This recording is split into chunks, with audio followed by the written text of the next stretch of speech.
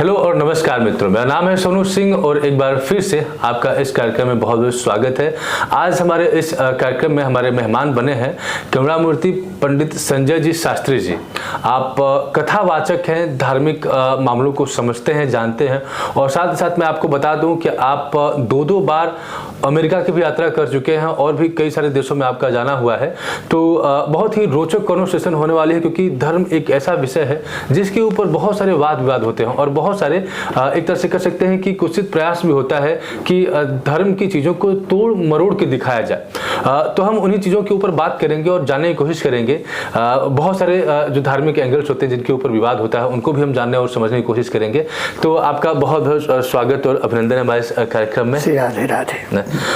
जो सीधा और पहला प्रश्न मैं आपसे ये पूछूंगा कि कई बार ऐसा होता है कि कुछ व्यक्ति बहुत बार संघर्ष करते हैं, प्रयास करते हैं कि उनको सफलता मिल जाए, बहुत देर से सफलता मिलती है, और कुछ लोग बहुत कम प्रयास में ही सफल हो जाते हैं। दो मान्यताएं हैं। कुछ लोगों का मानना है कि भाग्य अच्छा हो तो सफलता मिलेगी, कुछ लोगों का मानना होता है कि नहीं, कर्म करोगे तो जरूर सफलता मिलेगी। तुम्हारे कर्म में ही कुछ दोष रहा होगा। जैसे अगर मैं प्रयास कर रहा हूँ, सफल नहीं हो पा रहा, तो लोगों का आकलन होगा कि नहीं, तुम्हारे कर्म में ही कुछ न कुछ दोष रहा होगा।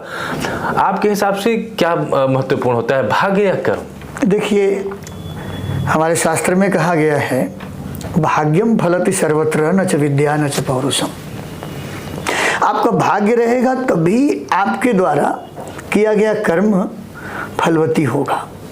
कर्म कौन नहीं करता है, लेकिन कर्म का परिणाम क्या उसको अच्छा मिलता है। ठीक है, कर्मण्येवाधिकारस्ते मा फलेषु कदाचन की बात कही गई है कि भगवान ने कहा कि कर्म करो, लेकिन शास्त्र की मान्यता जो है कि भाग्यम फलति सर्वत्र, जो बात कही गई, विद्वानों ने कहा कि आपका भाग्य, जो अर्जुन का भाग्य था कि उसको ये उपदेश करने के लिए भगवान कृष्ण वहां बैठे थे। ये भाग्य था उसका कि ये बात उसको कृष्ण भगवान कह रहे कि तुम कर्म करो। कितने लोगों को तो पता ही नहीं कि हमें करना क्या है। वो कर्म कर रहे हैं जीवन भर, लेकिन उनको पता कहाँ है कि वो क्या कर रहे हैं और उसमें कहाँ से वो सफल कहाँ से हो पाएंगे। आपका भाग्य रहेगा तभी आप सही कर्म सही समय पर करेंगे और तभी आप सफल हो पाएंगे। कई बार ऐसा होता है कि व्यक्ति भटकता रहता है। सफल होना है, जैसे मान लीजिए किसी को टीचर बनना था, टीचर बन गया, लेकिन उसको बन के शांति नहीं मिलती, फिर भी वो भटकता रहता है। कई बार लोग सफल करियर भी छोड़ देते हैं। तो ऐसी क्या चीज़ें होती हैं कि लोगों को के मन को शांति नहीं मिलती, और कई बार जो सांसारिक हिसाब से जिसको सफलता का पैमाना माना जाता है वो भी लोग छोड़ देते हैं कि हमको कुछ और हासिल करना है। तो ये भटकाव के पीछे कारण क्या होता है? क्यों लोग कई बार सफल होने के बाद भी भटकते हैं, और जो भटक रहे हैं वो तो भटक ही रहे? नहीं, अब उसमें भटकने की बात यह है कि एक होता है कि आध्यात्मिक रूप से और एक होता है कि भौतिक रूप से। तो भौतिक रूप माने जो सांसारिक, आपने कहा भौतिक रूप से सफल हो गए, उनको बहुत कुछ मिल गया, लेकिन उनको आत्मिक शांति नहीं मिल रही है। उनको लग रहा है कि हम जो हैं, जो कर रहे हैं, हम इसके लिए नहीं हैं, हमको कहीं और शांति चाहिए। वो अंतर की, क्योंकि शांति अंतर का विषय है, अब वो उनको मिल नहीं रहा। तो मन के अनुकूल जब तक उनको कर्म नहीं मिलेगा, मन के अनुकूल जब तक उनको दिशा नहीं मिलेगी, क्योंकि मन कर्म दोनों एक जब तक नहीं होगा तब तक तो उनको शांति मिल नहीं सकती है। और दूसरी बात जो आप कह रहे हैं कि छोड़ देते हैं, भटकते हैं, पिछले जन्मों के जो कर्म फल है ना, वो यहाँ लेके आता है आदमी। जीव आत्मा से, विशुद्ध परमात्मा से जब आत्मा आती है और जैसे ही वो जीव के संपर्क में होती है वो जीव आत्मा हो जाती है। और जीव आत्मा जन्म दर जन्म अपने कर्मों के फल को लेकर के ही आगे बढ़ती है, और जो कर्म वो घटित होता है उसका वो कर्म फल वो लेकर के ही अगले जन्म में प्रवेश करती है, अगले शरीर में प्रवेश करती है। और इन जन्मों के किए गए पाप और पुण्य दोनों भोगने के लिए उसको अगले जन्म की शरीर मिलती है। कर्म को तो हम समझते हैं कि भाई जो हमारे लिए कर्म निर्धारित हो गया, जो हमारे कार्य हम कर रहे हैं, ये भाग्य क्या होता है? क्या संभव है कि हम भाग्य को भी बदल पाए? भाग्य को बदल सकते हैं आप, और भाग्य को बदलने का सामर्थ्य केवल परमात्मा में है। पर होता क्या है वो भाग्य? क्या है भाग्य? ये है, भाग्य जैसे इसको आप कहेंगे कि एक आपने सुना होगा बहुत लोगों के बारे में कि 15 रुपए लेके गए, मुंबई शहर में उतरे और आज 15,000 करोड़ के मालिक हैं। और बहुत लोग 15,000 15 लाख लेके गए और वो सड़क पे खाक छीन रहे हैं, छान रहे हैं सड़क पे। तो यही भाग्य है। कि आप थोड़े से कर्म करेंगे उसका फल आपको बहुत अच्छा मिल जाएगा, आपको परिणाम अच्छा मिल जाएगा। वही काम अब जैसे इसको अब हम आपको प्रैक्टिकल समझा रहे हैं, भाग्य क्या है और कर्म क्या है, इसको समझिएगा। एक परीक्षा में मान लीजिए कि IAS की परीक्षा हो, IT की हो, मेडिकल की हो, कोई परीक्षा हो, उसको ले लीजिए। अब उसमें 100 बच्चे एक साथ तैयारी कर रहे हैं कोई किसी सेंटर में, कोचिंग सेंटर में। 100 में 10 जो होंगे लगभग एक समान बुद्धि वाले होंगे, सीट 2 है। अब 10 में से और नीचे आइए तो 4 ऐसे होंगे जो 4 तो एकदम इक्वल होंगे, लेकिन 2 ही सफल होंगे। तो जो सफल हो गए वो भाग्यवान थे। कर्म आपको सफलता तक ले जाएगा और भाग्य आपको सफल कराएगी। कर्म आपको परिणाम के पास ले जाएगा, भाग्य आपको परिणाम दिलाएगी। भाग्य नहीं रहेगी तो आप वहां जाके वापस चलेंगे, 1 नंबर से पीछे हो जाएंगे। पता चलेगा कि जो पास हो गया वो आप 1 नंबर से पीछे रह गए, वो आपसे तेज नहीं था, आपसे ज्यादा जानकार नहीं था, लेकिन वो उसका भाग्य था। तो कर्म, आपका पुरुषार्थ, आपका कर्म आपको परिणाम के पास ले जाएगा, परिणाम तक नहीं ले जाएगा, भाग्य ही आपको परिणाम तक ले जाएगा। क्या कर्म से भाग्य तय हो सकता है? कर्म से भाग्य नहीं तय होता ना, मैं ये नहीं मानता। भाग्य से कर्म तय होता है। फिर एक आदमी, एक इंजीनियर, एक बिल्डिंग बना रहा है, एक इंजीनियर है, एक लेबर है, एक गारा मिट्टी पहुंचाने वाला है, एक जुड़ाई करने वाला है। कर्म कौन अधिक कर रहा है? जो लेबर है। क्या अपना भाग्य बदल सकता है? वो उसको 500 रुपया रोज मिलेगा, और जो इंजीनियर है वो महंगी से महंगी गाड़ी में आएगा और 1 घंटा रहेगा, बस काम देखेगा, और उसको 5,000 नहीं 50,000 भी मिल सकता है। तो कर्म से भाग्य कहाँ बदला? भाग्य से कर्म बदला, वो भाग्य से इंजीनियर है। तो फिर कर्म की महत्ता क्या है? अगर आदमी कर्म करता रहे और कर्म से कुछ मिलता नहीं है, समझा तो कर्म क्यों? फिर मैंने क्या कहा? कर्म आपको परिणाम तक ले जाएगा। आप परिणाम तक जाएंगे तब न परिणाम प्राप्त करेंगे। सफलता तक जाएंगे तो सफलता तक जाने के लिए कर्म की आवश्यकता है। कर्म का जीवन में यही तो महत्व है। आप, भगवान ने क्या कहा? कर्मण्येवाधिकारस्ते, इसको समझ लीजिए ठीक से। कर्मण्येवाधिकारस्ते मा फलेषु कदाचन। फल भगवान के हाथ में है, आपके अधिकार में कर्म है। तो फल के पास तक पहुंचने के लिए आपको कर्म करना ही करना है। बिना कर्म किए आप फल के पास नहीं पहुंच सकते हैं। और फल परमात्मा, अगर भाग्य है तो पर वो फल आपको मिल जाएगा, नहीं है तो नहीं मिलेगा। तो दोनों की जरूरत है। कर्म आपको वहां तक ले जाएगा और भाग्य आपको सफलता दिला देगा। लेकिन सफलता तक आप जब तक नहीं पहुंचेंगे, आपको भाग्य करी क्या पाएगा?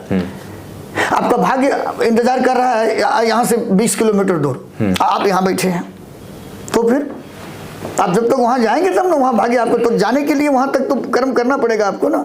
तो कर्म आपके भाग्य तक ले जाना, अरे आपको परिणाम तक, सफलता तक ले जाने के लिए कर्म है, और सफल करा देना, परिणाम प्राप्त करा देना, ये भाग्य का काम है। अच्छा, एक बहुत ही खूबसूरत लाइन है जो काफी फेमस भी है कि किसी को घर से निकलते ही मिल गई मंजिल और कोई पूरी उम्र सफर में रहा। तो कैसे होता है? कोई सफलता लेके ही पैदा होता है, कोई बहुत जल्दी सफल हो जाता है और कोई भटकता ही रह जाता है। जन्म जन्म, यही मैंने कहा है ना कि कासुअल बॉडी का मतलब क्या है? कारण शरीर। मूल रूप से जिसको आप शरीर मान रहे हैं, ये मूल शरीर नहीं है आपका, ये तो उस कारण शरीर के लिए बना हुआ है। जैसे आपका जो कर्म है, कर्म के आधार पर आपको माता पिता, परिवार मिलेगा, शरीर मिलेगा, माता पिता सब मिलेंगे आपको। कर्म को गांव में आपने एप्लीकेशन नहीं दिया था, ये मेरे माता हो, ये मेरे पिता हो, ये सारा कुछ आपको मिला। अब कर्म को भोगने के लिए आपको इंद्रियां मिलेंगी, आंख, नाक, कान, इससे भोगेंगे ना आप। सुख या दुख दोनों भोगना है आपको। कोई गाली भी देगा तो कान से ही सुनना है, महिमा मंडन भी करेगा तो कान से ही सुनना है। कोई माला भी पहनाएगा, आपको सम्मान करेगा तो आपको इसी गले में, और कोई थप्पड़ भी देगा तो इसी शरीर में। तो आपको इंद्रियां मिल गई। अब इंद्रियां मिल गई तो भाई अलग अलग इंद्रियां, सुनने के लिए हम कान कहाँ से, वो वहाँ कान घूम रहा है, वहाँ नाक घूम रहा है, वहाँ घूम रहा है, देखने के लिए हमको आँख चाहिए नहीं। तो इसके लिए एक फिजिकल स्ट्रक्चर बनाया बनाने वाले ने, और सबको जगह जगह से सेट कर दिया। हमने इसको ही मूल मान लिया। असल में तो हमारा जो कारण शरीर है, वो शरीर है हमारा, उसको भोगने के लिए हमको, तो जो कारण शरीर हमको मिला, अब एक माता के गर्भ में आया, खरबपति के घर में, अरबपति के घर में, वो माँ के गर्भ में वही हार मांस अंधकार सरांध दुर्गंध है। ऐसा नहीं कि कोई करोड़पति की पत्नी के गर्भ में जो है वो गुलाब के फूल बिछे हुए हैं। और एक झोपड़पट्टी में रहने वाला है, एक के जन्म उत्सव में जितना खर्च हो जाएगा, एक जीवन भर उतना देख नहीं पाएगा। कौन सा कर्म किया था? वो था उसका पिछले जन्म का सेव। जैसे आपके पास बैलेंस है, आपके बैंक में आपके पास बैलेंस है, तो आप चेक भुनाते रहिए। आपके पिता का भी बैलेंस आपके पास है, तो आप चेक भुनाते रहिए, बाउंस नहीं होगा। और जिसके पास नहीं है वो तुरंत बाउंस हो जाएगा। बस यही है जन्म जन्म का। वहीं पैदा होगा, चांदी का चम्मच लेके ही पैदा होगा वो पिछले जन्मों के जो शुभ कर्म है। 4 लाख बार मनुष्य जन्म मिलता है, 84 लाख योनियों में 4 लाख बार मनुष्य जन्म मिलता है। भगवान हमको अच्छा पिछले किए गए कर्मों को बदलने के लिए, आपने कहा ना कि कर्म क्या बदल सकता है भाग्य आदमी, इन सबको बदलने के लिए केवल मनुष्य जन्म ही है। इसी में हम अच्छा या बुरा कर्म करके, क्योंकि भगवान ने देवता का जो शरीर दिया, वो देवता भी अशरीरी है, वो शरीर नहीं है उसके पास। ऋषि मुनियों ने जब बहुत चिंतन किया तो कैसे माना कि मनुष्य महान है। एक तरफ कहा कि मनुष्य तो तापत्रय विनाशा, ये तो ताप है, 3 ताप लेके पैदा होते, आधे दैविक आधे भौतिक आध्यात्मिक। और एक जन्म गोस्वामी जी ने कह दिया कि बड़े भाग्य मानुष तन पावा, सुर दुर्लभ सब ग्रंथ ही गावा। तो ये कैसे मनुष्य तन दुर्लभ है, ये बहुत सोचने वाली बात है, क्योंकि शरीर देवता के पास भी नहीं है। संतों ने कहा कि भाई कैसे दुर्लभ शरीर है, तो कहा कि कर्म की स्वतंत्रता और चिंतन की स्वायत्तता दोनों हमको ही भगवान ने दिया है, मनुष्य को ही दिया है। आप अच्छा चिंतन कर सकते हैं और अपने अच्छे चिंतन के अनुसार अपने अच्छे कर्म कर सकते हैं, और अच्छे कर्मों के अनुसार आप अपने पिछले जन्मों के किए गए पाप पुण्य को परिवर्तित भी कर सकते हैं। ये केवल मनुष्य जन्म में मिला, 4 लाख बार मिला। आपको अच्छा घर मिल गया, अच्छा शरीर मिल गया, अच्छा परिवार मिल गया, धन संपदा मिल गई। अब आप एकदम उसी वैभव में सब कुछ भूल करके कदाचार, दुराचार, पापाचार पे पापाचार कर रहे हैं। पिछले जन्मों का आप भुना रहे हैं। 25 गाड़ियां सड़क पे धूल उड़ाते चल रही हैं। एक गाड़ी से काम चल सकता है, 25 लेके चल रहे हैं, 50 गनर लेके चल, ये सब मिला है आपको। अब मिला है तो आप उसको तो भाई भोग रहे हैं। आप चाहे कितना हो दुराचारी हो जाए, आपका बैंक में पैसा है तो बैंक वाला आपको देगा। वो नहीं कहेगा कि आप दुराचारी आदमी हैं। भगवान ने रावण से कहा, जब तक तेरे पुण्य की बीती नहीं करार, तब तक तेरे माफ हैं अवगुण करो 1000। जब तक तेरे पुण्य संचित है बेटा, तो हजारों अवगुण कर ले, मैं कुछ नहीं कर सकता तेरा, क्योंकि मैं ही परिणाम दाता हूं, फल मैं देने वाला हूं। तुम्हारे शुभ कर्मों का फल भी दे रहा हूं, और जिस दिन खत्म हो जाएंगे मुझे दूसरे बार की आवश्यकता नहीं पड़ेगी। बस यही मनुष्य जीवन में भी है, ये सीख लीजिए। मतलब जो भी अपने जीवन में सुख को भोग रहा है, ये इसके पूर्व जन्म के किए गए संचित आगम ग्रंथ भरे पड़े हैं संचित कृत कर्मों के लिए। पिछले जन्मों का संचित पुण्य है, वो फल ही हो रहा है। वो चाहे जिस दिशा में जाएगा। आप देखिए, कोई माफिया बनता है, वो अपहरण करेगा, लोगों की हत्या तक कर देगा, और फिर बहुत बड़ा नेता और मंत्री तक बन जाएगा। उसका देखा देखी हजारों हजार लड़के हथियार लेकर के और उस तरह के विधा में प्रवेश करेंगे, और तीसरे दिन उनका कहीं कोई हत्या कर दिया, कहीं वो मारे गए, कहीं वो कुछ हो गया, खत्म हो गए। तो वो संचित पुण्य था। जिस दिशा में जाएगा उसी दिशा में फल तो देना शुरू कर देगा वो। आप समझिए, वो संचित पुण्य है। जिस दिशा में जाएगा उस दिशा में वो फल तो देगा ही, वो फल दे रहा है। और चाहे आप जिस दिशा में जाइए, स्कूल में जा रहा है बच्चा पढ़ने के लिए, एक साथ बैठ के पढ़ रहा है, एक तरह की सुविधा, एक तरह का टीचर, एक तरह की व्यवस्था। कोई इंजीनियर बन गया, कोई डॉक्टर बन गया, कोई IAS बन गया, कोई चपरासी बन गया, कोई वो भी नहीं बना। व्यवस्था सबको एक तरह की है, वो संचित पुण्य है। माफिया में गया, वो नेता बन के मंत्री बन गया, 100, 200, 500 केस पीछे लगे हैं। उसका देखा देखी बहुत से लोग गए, किसी काम के नहीं है, मारे गए, तीसरे दिन चौथे दिन मारे गए। नहीं था उनका, तो आप देख करके नहीं कर सकते कुछ, आपका संचित पुण्य है, आप जिस दिशा में जाएंगे, जिस विधा में जाएंगे तो आप सफल हो जाएंगे। अब जब हम कोई बात करते हैं तो हमारी बातों का आधार कुछ तो होता है। आपकी बातों का आधार निस्संदेह जो हमारे हिंदू ग्रंथ होंगे, हिंदू शास्त्र होंगे, वो है जी। इसके ऑथेंटिसिटी के ऊपर, प्रामाणिकता के ऊपर भी लोग प्रश्न उठाते हैं कि काल्पनिक है। अगर आप अपने धर्म के या शास्त्रों के आधार पर बातें कर रहे हैं तो उसकी प्रामाणिकता कैसे साबित करेंगे, जो लोग मिथ्या साबित करने की कोशिश करते हैं? वेदाः कृष्णानि वाक्यानि, हम तो मानते हैं कि हमारा जो वेद है परमात्मा का आप्त वचन है, उसी वेद से सारे ग्रंथों की रचना हुई है। उसके बाद हमारा परमात्मा प्रमाणित करने के लिए लोगों को नाना अवतार लिए, जब जब जैसी जैसी आवश्यकता पड़ी वैसे वैसे अवतार लिए, और उन भगवान के द्वारा अवतार लीला की गई है, और इस लीला का प्रमाण विज्ञान भी मान लिया। अभी हमारा अध्यात्म कहता है, आप कहते हैं प्रमाण की बात, ईशावास्यम इदम सर्वम यद किंचित जगत्याम जगत, उपनिषद कहता है कि जो कुछ भी है ईशावास्यम, ये सारा संसार उसी परमात्मा से आच्छादित है, उसी परमात्मा से जो कुछ भी है, निर्नास्ति किश्चित, दूसरा कुछ नहीं है ही नहीं है, वही परमात्मा ही है, प्रत्येक कण में वही विद्यमान है। और 2012 में विज्ञान ने एक बहुत बड़ा प्रयोग किया, और प्रयोग करके उसने ये तो माना कि one particle is the God particle. हम लोग भाग्यशाली, हम और आप दोनों, कि इस विज्ञान के इस युग में हैं जहां विज्ञान ने मान लिया कि one particle is the God particle, एक है वो परमात्मा, वो गॉड पार्टिकल है, वो ईश्वर है। हम भी कहते हैं कि ईश्वर सत्य जगन मिथ्या, हम भी कहते हैं कि एकम सद्विप्राः बहुधा वदन्ति ही, हम भी कहते हैं कि विष्णवे प्रभु विष्णवे एक ही है, वो उसी का नाना रूप है।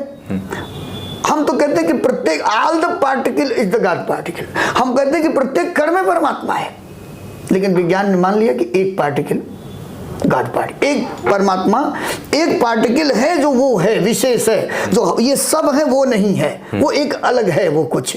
और उसको हमने पढ़ा है और कहा कि उसके जितना करीब जो रहता है उसके अंदर पावर उतना ही रहता है, जैसे इलेक्ट्रिसिटी जो मैग्नेटिक पावर है, तो उसके उस पार्टिकल के करीब जितना रहता है। और ये एक बड़ा विषय हो जाएगा जिसमें कि हमारे यहाँ जो गोपियाँ आती हैं रास में और भगवान के को आज करके बैठती हैं, वैसे ही वो पार्टिकल को दिखाए हैं कि वो उसी तरह से, और इसको वो चाहे वो मुस्लिम धर्म हो वो भी मानता है कि वैसे ही वो 108 की संख्या में उनको ऐसे घेरा बना के वो बैठती हैं, और हमारा परमाणु सिद्धांत भी वही मानता है। तो सबसे बड़ी सत्यता ये हो गई। और आजकल तो गूगल का जमाना है महाराज, अब स्केच करके देखिए, ओल्ड द्वारिका समुद्र में पड़ी है, हमारे प्रधानमंत्री जी जाके भी देख लिए कि है, राम रूट स्केच हो गया, वो जो राम सेतु स्केच हो गया है, वो सत्य है। बहुतों ने प्रयास किया इसको गलत मिथ्या साबित करने का, क्या कर पाया? बिल्कुल, अगर देखा जाए तो सनातन धर्म या हिंदू धर्म एकमात्र ऐसा धर्म है जो जीवित प्रमाण, जैसे आपने द्वारिका का नाम लिया कि अभी भी समुद्र के नीचे द्वारिका का पता चला है, भी मोदी जी खुद वहां पर गए थे। और ऐसे बहुत सारे, जैसे कि राम सेतु हो गया, या फिर अभी उत्तर प्रदेश में ही या कुरुक्षेत्र में बहुत से ऐसे जगह जहाँ पे 4000 साल या 5000 साल पहले के हथियार मिले हैं। तो इस बात को प्रमाणित करता है कि जो कहानियों में जो मेंशन है, अगर वो जगह मिल रही है, वो चीजें मिल रही हैं, तो इससे तो इस चीज को प्रमाणित करता है। आप उस पत्थर को ले आइए ना, उन पत्थरों को ले आइए, पानी में डाल दीजिए, वो आज भी तैर रहे हैं। हाँ, वो पत्थर आज भी तैर रहे हैं। इससे ज्यादा प्रमाणिकता और क्या? इससे ज्यादा प्रमाण क्या चाहिए? शालिग्राम, हमारे यहाँ शालिग्राम भगवान की बात की जाती है। शालिग्राम भगवान का जो नित्य सेवा कर रहे हैं, हमारे घर में शालिग्राम भगवान है जो नित्य सेवा करते हैं, जिनकी हम कोई अपने एक हाथ में रख के दूसरे हाथ से दबा के देखे, है तो पत्थर ही वो। दबा लीजिए कुछ देर के लिए, आप बेचैन हो जाएंगे। दबा नहीं, ये प्रमाण से मैं दिखा सकता हूँ आपको। तो वो चीजें अप्रमाणित नहीं है, और हम तो मानते हैं, देखिए हम तो भक्त हैं। हमारा मानना है कि वो अप्रमाणित होता तो पता नहीं कब तक खत्म हो गया होता, लोग भूल गए होते। आज तक वो नया है। सनातन और नूतन और पुरातन में यही तो अंतर है, एक नूतन है, एक पुरातन है। तो पुरातन का विलोम नूतन हो गया, मैंने पुराना एक नया। फिर सनातन क्या है? सनातन वो है जो सदा है, वो न नया है न पुराना है, वो आज भी है, वो तब भी था और वो कल भी रहेगा। अहमेवा समेवाग्रे नान्यद्यत् सत् सत् परम, भागवत जी में कहा, मैं कल भी था, आज भी हूँ, कल भी रहूंगा। तो वही सत्य है, वो है। सभ्यताएं बदलती रहेंगी, कल्प बदलती रहेंगी, लेकिन वो सत्य है। ये लोक का कॉन्सेप्ट क्या है, और क्या सच है कि जो दूसरे लोक होते हैं उनमें टाइम की जो चाल होती है वो अलग अलग होती है? बिल्कुल होती है। क्या धर्म टाइम, जैसे हमारे 14 लोकों की बात की गई, भूर्भुवः स्वः जनः मनः सत्य तप ब्रह्म अतल वितल सुतल तलातल रसातल महातल पताल इत्यादि जो 14 लोग। तो टाइम, जैसे हमारे यहाँ टाइम का परिवर्तन कैसे होता है, सूर्य के चलते ही टाइम का परिवर्तन होता है। तो हर जगह के सूर्य की गति अलग है, तो उनका टाइम फैक्टर भी अलग होगा। और योगी लोग, जैसे आज जो विमान है, आपको एक देश से दूसरे देश में लेके जाते हैं। किसी समय में, इस काल से पहले, किसी कालखंड में, महाभारत काल में ही अर्जुन का विमान पुर नाम का विमान था, एक लोक से दूसरे लोक में लेके जाते। आप सुने होंगे कथा, स्वर्ग में गए थे अर्जुन, 1 वर्ष तक बृहनला बन के रहे। उन्हें वहीं उनको श्राप मिल गया था 1 वर्ष के बृहनला का। तो ये लोग स्वर्ग में जाते, राजा दशरथ गए थे, चढ़ाई किए उस लोक में। उन लोगों के विमान ऐसे थे जो उन विमानों से वो लोग उन लोकों में, जैसे हम एक देश से दूसरे देश में जाते हैं, वैसे ही वो दूसरे लोक में चले जाते थे उनके विमान। और आज भी अगर इसका प्रमाण चाहिए आपको, तो आज भी बंगलौर की लाइब्रेरी में भारद्वाज मुनि की लिखी हुई विमानन तकनीक पर एक पुस्तक है, जिसमें कि विमान बनाने की 36 ऐसी विधियां उन्होंने बताया है, जो अभी तक दुनिया के सारे विकसित देशों ने केवल 8 विधि ही प्रयोग कर पाए हैं। अगर वो सारी विधि प्रयोग की जाए तो विमान एक लोक से दूसरे लोक में जा सकते हैं, और लोक हैं, और धीरे धीरे एस्ट्रोनॉट इत्यादि के माध्यम से लोगों को पता भी चल रहा है। जी। जैसे कि आपने अर्जुन के विमान का नाम लिया, या दशरथ जी की बात की कि दूसरे लोक में भी पहुंच के चढ़ाई कर देते थे। जो असुर थे वो पाताल लोक के रहने वाले थे, लेकिन वो देव लोक पहुंच जाते थे और वहां भी हमला बोल देते थे। बिल्कुल बिल्कुल। तो जब हम रामायण की बात करते हैं, उसमें पुष्पक विमान की बात करते हैं, तो अगर आज के समय बात करें तो लोग बोलते हैं कि प्रैक्टिकल है भाई, विमान बन सकता है। लेकिन जब 1000 साल पहले जब हम मुगलों की एरा में जाएंगे, जब मुगल यहाँ पर आए, या जब 250 साल पहले ब्रिटिशर्स यहाँ पर आए, तब विमान थे ही नहीं जी। और जब हम विमान की बात करते थे तो वो हमारे ऊपर हंसते थे। लेकिन अब विमान एक प्रैक्टिकल चीज है, विमान लोगों के सामने है। क्या लग रहा है कि जिस विमान की आप बात करें कि एक लोक से दूसरे लोक ट्रेवल करे, क्या ऐसी विमान बन सकती है भविष्य? बिल्कुल बिल्कुल बनेगी।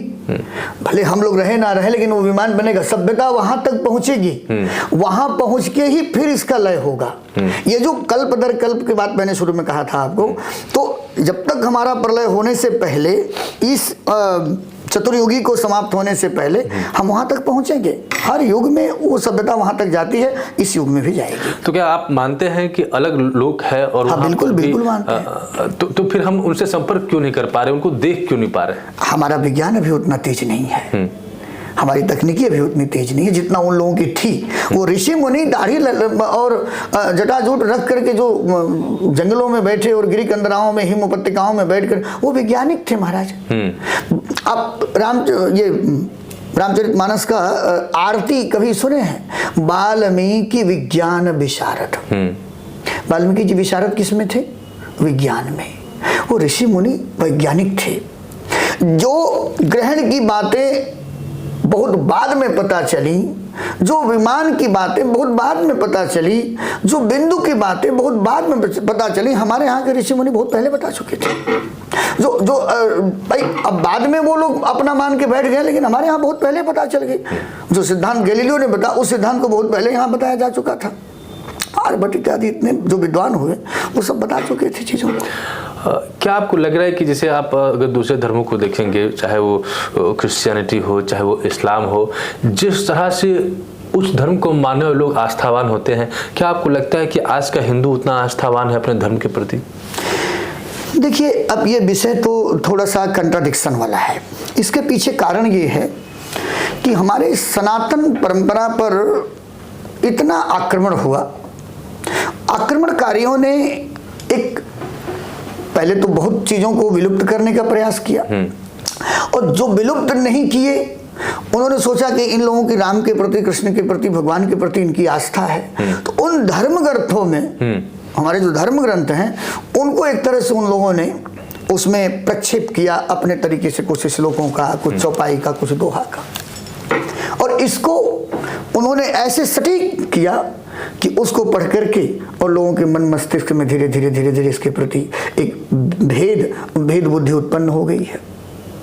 लेकिन जिसकी आस्था है उसकी है, जिसकी नहीं है उसकी नहीं है। नहीं है। अब हम कहते हैं कि सारे हिंदू का तो बात है नहीं, हमको समझ में आता है ना भाई। हिंदुस्तान है, यहाँ रहने वाला मच्छर भी हिंदू है, यहाँ रहने वाला मुसलमान भी हिंदू है, यहाँ रहने वाला प्रत्येक व्यक्ति हिंदू है। हिंदू कोई धर्म नहीं है, धर्म तो सनातन है। तो जो सनातन धर्म को मानता है वो सनातनी, उसकी आस्था तो अटूट है, और जो नहीं मानता है इसको वो न माने। इस हिंदुस्तान में रहने वाले अनेक अनेक धर्मों को लोग मानते हैं, वो मानते हैं। ऐसा क्यों है कि अगर आप उन धर्मों की बात करेंगे तो उनमें जो आस्था से जुड़ी जो प्रैक्टिसेस होती है, यानी कि उनकी पूजा विधि या उनका मस्जिद या चर्च में जाना या जुड़ा, उनके घर के बच्चे अगर हैं तो बाइबल पढ़ते हैं, कुरान पढ़ते हैं, लेकिन ऐसा क्यों है कि हिंदू विमुख होता जा रहा है, वो अपनी चीज़ों को मान्यता नहीं दे पा रहा है? पीछे यही कारण है ना, इसके पीछे यही कारण है कि हमारे धर्म ग्रंथों में जो बदलाव कर दिया लोगों ने बीच बीच में आके, इसमें जो वो दूषित चीजों को जो लिख दिया गया है, इसको बहुत चीजें तो बहुत बाद, इसमें बौद्ध धर्म का भी बहुत बड़ा योगदान रहा है। बौद्धों ने बहुत परिवर्तन किया है। तो आदि शंकराचार्य ने इसको एक तरह से फिर से चीजों को एक जगह कलेक्ट किया और उन चीजों को लोगों के सामने रखा। तो इसलिए अब धीरे धीरे लोगों का मन इससे विमुख हो रहा है कि हम इसको नहीं करेंगे। और एक तरह की जो आधुनिकता की होड़ है, जिसको हम नहीं जानते कि आधुनिकता, तथाकथित आधुनिक हिंदू ही क्यों हो रहा है, बाकी आधुनिकता की जो तथाकथित आधुनिकता की जो होड़ है, इसके पीछे भी एक कारण यही है कि नहीं, हम इसको नहीं मानेंगे, हम अपने मन से रहेंगे, हम अपनी मर्जी से रहेंगे, और इसमें थोड़ा बंधन तो है, इसलिए उस बंधन को हम नहीं मानेंगे। बंधन तो आपको जीवन में अपना मानना ही पड़ेगा। बहुत बच्चे बीच में अभी 10-20 साल तक आप देख लीजिए, तो हम जब ये मोबाइल का जमाना आया, हम 2 बजे रात तक जगेंगे, हम 10 बजे दिन में उठेंगे, लेकिन आज धीरे धीरे धीरे धीरे अब सब लोग समय से जगने की बात करने लगे ना। दुनिया भर की बीमारियां जो है शरीर में, वो बीमारियां आना शुरू हो गई ना। हमारा खान पान, हमारा रहन सहन धीरे धीरे धीरे धीरे अब बदल रहा है कि नहीं बदल रहा है? ऐसे ही लोग छोड़ते हैं चीज़ों को, वर्जनाओं को नहीं स्वीकार करते हैं, फिर अंत में हार के स्वीकार करते हैं। तो हमारा हिंदू जो है, कुछ इसमें तथाकथित पढ़े लिखे लोग आ गए, और पढ़े लिखे लोग, और उनको लगता है कि हम क्यों मानने जाएं, क्यों किसी मान्यता को हम माने। इसमें तो ये लिख दिया गया हमारे लिए, ये लिख दिया उनके लिए। अरे भाई, ये लिखा गया हमारे गोस्वामी तुलसीदास ने नहीं लिखा, हमारे महर्षि वाल्मीकि ने नहीं लिखा, हमारे वेद व्यास जी ने नहीं लिखा, उस किताब में किसी और ने लिखा, उनका क्या दोष है? लेकिन अब लिखा है, बस उसी को पकड़ करके। अच्छा, आपको और चीजें बताएं, हम इतना मनुस्मृति पर विवाद करते हैं सब। देखा मनुस्मृति में क्या लिखा है, ऐसा वैसा लिखा है, इतना दुर्गा जी के पर विवाद, इतना शंकर जी पर विवाद, इतना राम जी पर। मनुस्मृति का अध्ययन क्या है आपने? मनुस्मृति बिल्कुल अध्ययन किया है, जितना हो सके अध्ययन किया। वो एक तरह का जैसे संविधान है। तो एक कम्युनिटी है, फिर उसके खिलाफ क्यों जाती है? उसमें वो लोग बताते हैं कि बहुत सारी ऐसी चीजें लिखी गई हैं जो दलितों के खिलाफ है। ये कहाँ तक सच है? मनुस्मृति वही कहता है, वो वही कम्युनिटी कहती है जो पढ़ी नहीं है, और जो कहती है, आप तो पत्रकार हैं, वरिष्ठ पत्रकार हैं, आप जो विरोध करता है उससे जाके पूछिए कि मनुस्मृति में क्या आपको लिखा है, आप क्या पढ़े हैं कि आप विरोध कर रहे हैं। बस सुन लिया है कि मनुस्मृति में ऐसा है, बस सुन करके ये कोई हमारे बारे में कुछ कह दे। आप कभी मिले नहीं हमसे, आप जानते नहीं हैं, आपने मोनोपोली बना ली गई मनुस्मृति के बारे में। महिलाओं खास तौर से, जहां मनुस्मृति में लिखा जन्मना शूद्रो अजाय, जन्म से सब शूद्र हैं, संस्कारात् द्विजमुच्यते, संस्कार से कोई भी द्विज बन सकता है। ये मनुस्मृति में लिखा है। जन्मना शूद्रो अजायत संस्कारात् द्विजमुच्यते, संस्कार से कोई भी द्विज बन सकता है, ऐसा मनुस्मृति में लिखा है। यत्र नार्यन्तु पूज्यन्ते रमन्ते तत्र देवता, यह मनुस्मृति में लिखा है। नारी को मर्यादा में रहने की बात तो जानकी जी को लक्ष्मण जी ने भी एक सीमा रेखा खींच दिया, इसका मतलब क्या कहा?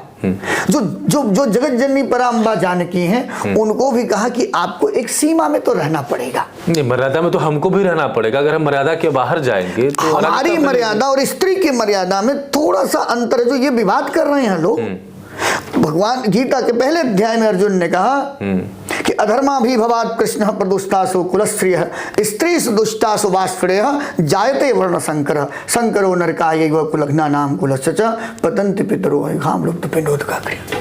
हे कृष्ण, जब अधर्म बढ़ता है तो स्त्रियां बिगड़ जाती हैं। भगवान ने कहा कि स्त्री बिगड़ जाती, सही कह। तो बोले स्त्री बिगड़ जाने से क्या होता है? एक पुरुष बिगड़ेगा। आप लोग कहेंगे कि आप स्त्री को और स्त्री पुरुष में लोग तरह तरह की बात कर सकते हैं, लेकिन हमको उसका भय नहीं। जो लिखा है मैं वही बोल रहा हूं। एक स्त्री बिगड़ेगी तो वर्ण संकर संतान पैदा करेगी। और आज दुनिया के प्रत्येक विज्ञान भी इस वर्ण संकरता को सही नहीं मान रहा है। आज डॉक्टर लिख रहा है कि आप वही फल खाइए जिसमें जेनेटिक छेड़छाड़ न की गई। मैं विदेशों से जब अपने यहाँ तो डॉक्टर लिखते हैं कि आप कच्चा फल मत खाइएगा, अब बॉयल किया हुआ खाइए। अरे भाई फल में कौन सा? अरे ये जेनेटिक छेड़छाड़ किया हुआ फल है, अब मत खाइएगा इसको 15 दिन 1 महीना तक। अब दूसरे देश से घूम के आइए, आपको 2-3 महीना रह के आइए, आपको डॉक्टर मना करेंगे कोई कच्चा फल मत खाइए, फलों में जेनेटिक छेड़छाड़ हो चुकी है। तो जब फल जेनेटिक छेड़छाड़ किया हुआ जेनेटिक करेक्ट फल खाना जब स्वास्थ्य के लिए ठीक नहीं, आदमी ही जेनेटिकली जब वो करेक्ट हो जाएगा तो आदमी समाज के लिए कितना उत्तम माना जाएगा। 2 चीज़ों को लेकर मनुस्मृति का नाम लिया जाता है, उसके ऊपर विवाद खड़ा होता है। पहला, स्त्रियों के बारे में उसमें ऐसा कहा जाता है कि स्त्रियों के बारे में उसमें अच्छी बातें लिखी गई हैं और दलितों के बारे में अच्छी बात नहीं लिखी गई है। जो आपका मनुस्मृति है, जितनी आपको जानकारी है उसके हिसाब से उसमें स्त्रियों और दलितों के बारे में जो कुछ बातें आप समझ पाए हैं या कुछ कोट कर सकते हैं, उसको आप बताइए। आप बताइए। अपाला, घोषा, गार्गी, विश्वाभरा इत्यादि वेद की दृष्टा हैं, वेद की ऋचाओं की दृष्टा हैं। तो कहा नारी के बारे में कहा क्या? ये वही कहता है जो मनुस्मृति का अध्ययन नहीं किया है। ये वही कहता है जो मनुस्मृति को भी पढ़ा नहीं है। वो कहते हैं कि ब्राह्मणो मुखमासीद बाहु राजन्य कृतः उरु तदस्य जद वैश्य पदभ्याम गुंग शूद्रो अजायत। ये कहते हैं कि ये हमारा वेद कहता है। ये ऋग्वेद के 10वें मंडल का श्लोक है, पुरुष सूक्त का। अब बताइए कि आपका पैर, आपका हाथ, आपका मुख, आपका हाथ मुंह पैर, आपका जो है चरण, ये बताइए कि इसमें कौन कम है कौन अधिक है? कोई कह देगा कि नहीं हम आपका पैर काट के ले जाएंगे तो आप स्वीकार करेंगे उसको? कोई आके पाँव पड़ेगा तो आपके पाँव पर ही आपका माथा लगाएगा तो आपका पाँव लगाएगा, आपका कोई मुंह तो माथे पे रखेगा नहीं। कोई आके किसी के माथे पे हाथ रख के ऐसे कर ले, प्रणाम कर ले तो चिढ़ जाएगा आदमी। कहाँ पैर का महत्व खराब है? तो कहा गया कि नारायण का हाथ है वो क्षत्रिय है, नारायण का मुख ब्राह्मण है, और नारायण का जो उरु प्रदेश है, जो शक्ति जिससे, वो वैश्य है, और नारायण का चरण शूद्र है। ये नारायण के ही अंग है। समझ गए कि नहीं? मतलब नारायण के अंग, और नारायण कौन है? तो वो बिना शरीर के है भाई। ये पूरा संसार उनका ही अंग है ना, उनका ही शरीर है ना। वो तो शरीर के अवतार लेते हैं, राम के रूप में, कृष्ण के रूप में, अलग अलग अवतार लेते हैं। सिंबल रूपी हम बात कर रहे हैं, वो सिंबल रूपी हम बात कर रहे हैं। हाँ, जो परम पिता की हम बात कर रहे हैं, जिससे संसार एक नूरते सब जग उपजा, तो जिससे ये संसार उत्पन्न हुआ है, जो ये एक है जिसको आइंस्टीन जैसा वैज्ञानिक भी मानता था, एक है सुपर पावर। तो उस सुपर पावर की बात करें, उसी का तो हाथ पैर भुजाएं इत्यादि है। कुछ लोग रामायण पढ़ते हैं, गीता पढ़ते हैं और मनुस्मृति भी पढ़ते हैं, लेकिन पढ़ने के बारे में भी एक चीज़ कही जाती है आपके शास्त्रों के हिसाब से कि कोई किस गुण से प्रभावित होकर पढ़ रहा है, रजोगुण, तमोगुण या सतोगुण।